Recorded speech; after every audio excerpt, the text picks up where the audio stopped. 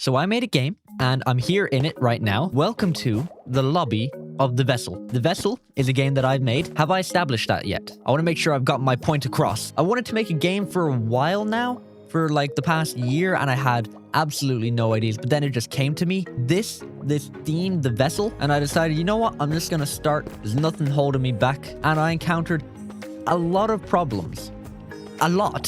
So first of all, let me sort of explain what this is. How to play, how it works, and scoring. Because scoring is important in this game. Let me have that known. How to play. Fix emergency problems in time, or your vessel will fail. Enter water elevator to fix tutorials. I'll show you that in a minute. The game speeds up once a minute for the first 5 minutes. This is known as Mach 5. This is shown by your XP bar in game, and we will show you that in a minute. Scoring. The score builds up faster as the game progresses. View the latest score at the high score at the end of the hallway. That's down there. So I made this game, and I made this a few months ago, and I took about, I forget how much it was. It was between 4 and 6 days to make, which I think is absolutely amazing for what this game is. And I hope you guys like it. I'm gonna just show you what it is, and you'll sort of understand. So if we hit this button, we will start the game. And we immediately get teleported in. We've got a ton of ambience going on. I've made a ton of custom audio for this, as well as using some of the audio from the basalt deltas in the nether. But if we go over here, you can hear I've made custom audio, and I've put in a ton of like bubbling sounds, water sounds. So we're in a submarine. We call it the Vessel. And every so often, you'll see that in chat there is a notification that comes up like that. That means you have to fix something in the vessel. Something has gone wrong. And if you don't fix these in time, you'll die. Gas reserves leaking, so that is this one. Now, most of these things that go wrong are fatal, but there's a few that are not. So I can show you what all these things are. So we saw a minute ago, it said enter water elevator to view fixed tutorials, and that's up here.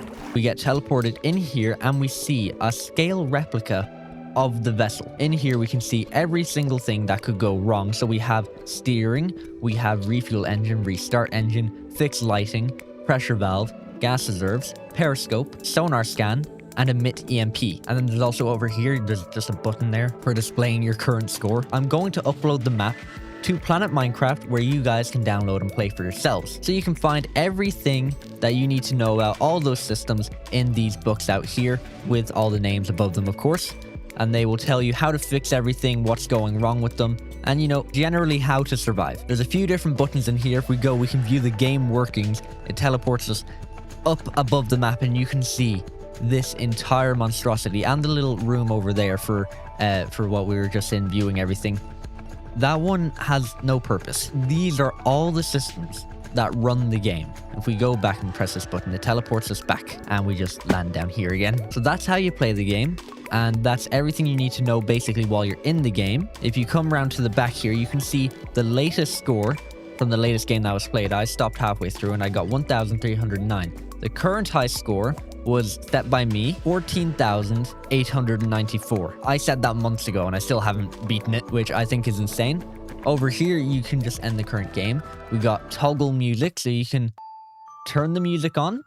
It'll automatically turn on when a game ends, and then you can just turn it off if you don't want it again. We got over here, we got spectate, so you can choose to spectate or not. I'm going to leave it off for now. And then you have reset all spectators, so that'll just set everyone back to a player. And I can show you, if we go back out here, I can show you just how the game works. So when you press the start button, that's on the other side of this block, it activates this entire chain of command blocks here, and this is what I call the starting sequence. Now mostly what this does is it spawns a ton of pigs around the place. It has a few blocks that add tags and change game modes, and then a few extra ones that do that again just to make sure that it gets done. It changes a few blocks around the place to activate a few different things, but most importantly, it spawns the pigs, several pigs in different pens all around the place. And inside each pen here, there is a pressure plate that activates a different system. That's what most of these systems are actually for. And when one of those systems goes off, it activates a problem in the game, which is in here. If we go into spectator, you can actually see this is literally where the game is. It's not that far away from the actual lobby area. So for example, this is the little pen that controls the pressure valve issue. So if the pig inside goes in here and does this, it'll say tighten pressure valve. It'll do the sound And once this signal gets all the way over here, then these command blocks will basically kill the player, tell them that they died. It's very loud. Now, you didn't get most of the death sequence there because this only shows to the players who have the tag player on them, and that gets added once the game starts and then removed once the game ends. And basically what happens is once you tighten the pressure valve, it removes this piece of redstone here before the redstone sort of signal gets there. And it also teleports the pig back so it doesn't immediately stand on it again and put that redstone back, because it does do that. And that's basically how all of these other systems work, is a pig stands on something and you have to press or do something inside the game to stop it from happening before it does. Which is why you'll see around the place there are some little redstone components that aren't linked together, because they get automatically delinked when the game ends, and they get automatically linked up every time an emergency starts. I encountered a lot of issues in this game, especially when it comes to the end sequence, which is here. Now, the player doesn't actually ever die in the game. What happens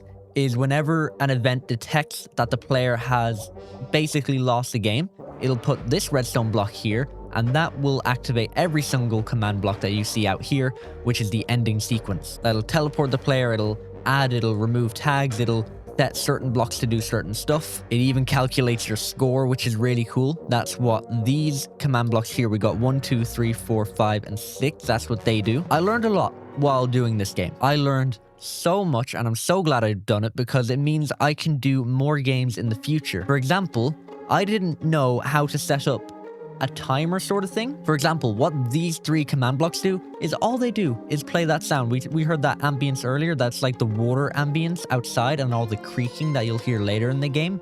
That's just done by this.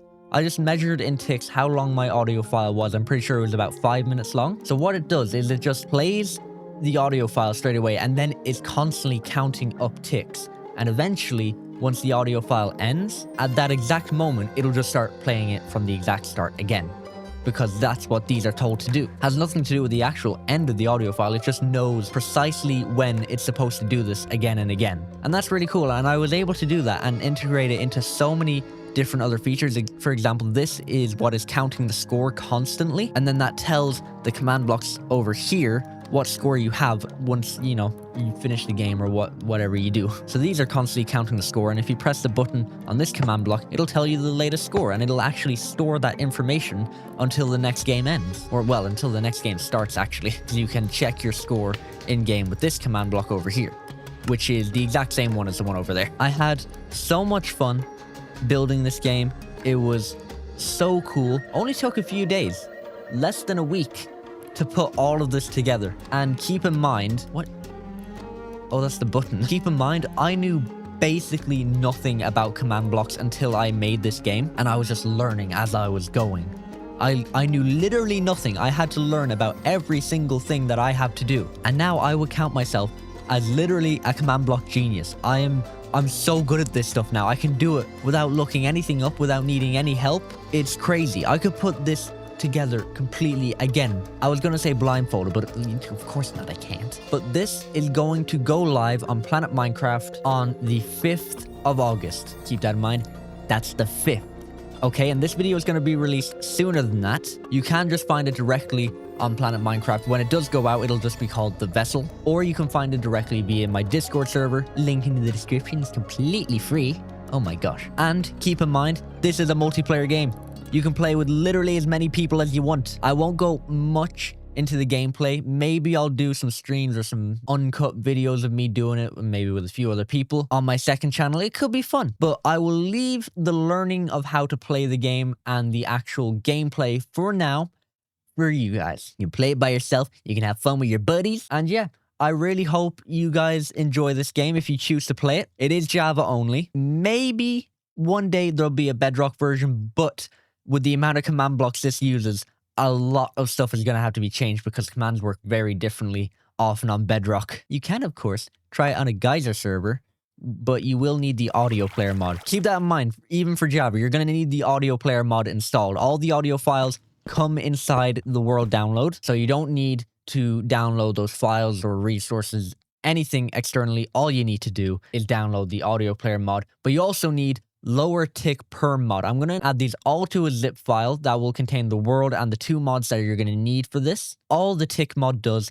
is just lower the permissions that the game needs to run the /tick command with command blocks because they can't do it by default. They're too low permission. The tick command, it's sort of too OP for command blocks to use, so you need to install that mod, and then you need the audio player mod for all the custom audio that you're going to hear in the game. Other than that, I really hope you guys enjoy this game. Thank you so much for watching. Don't forget to join my Discord server if you want to. If not, that's completely okay. Like and subscribe again if you feel like it, and if not, that's okay. Hope y'all have a lovely day. I love y'all to death, and I will see you in the next video.